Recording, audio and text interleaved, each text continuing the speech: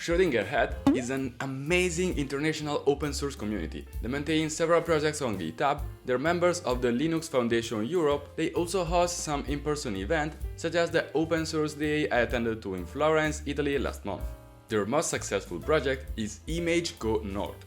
You can feed this tool with an RGB image and it will convert it applying the famous North theme palette. There's a hosted version in Vue.js which uses Python under the hood to make the magic happen. The service is also available with a CLI which you can find and contribute to on the Image Go North-pip repository. On their GitHub page, you can also find this repo called OS Day, which is actually the source code of the Open Source Day official website.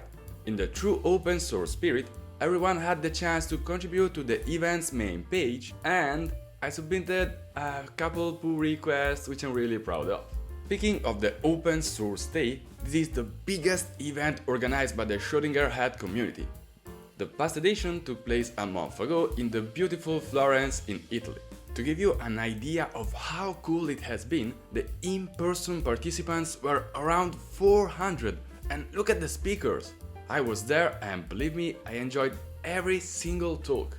By the way, I heard they're also working on a new in-person event coming soon, so I guess I'll just refresh the LinkedIn page, waiting for an announcement. If you want to take part to the community, you can find all the links in the GitHub organization page, or if you're watching this on YouTube, everything is here in the description of this video. I'd highly recommend you to join their Discord server, as it's the place where all the communication flows the most. Again, a huge shout out to Gabriele, Michele, Lorenzo, Nicola, Davide and all the members of the Schrödinger Hat team. You're doing great and I can't wait to meet you all at the next in-person event. Thanks everyone for watching this video and see you all in the Schrödinger Hat community channels.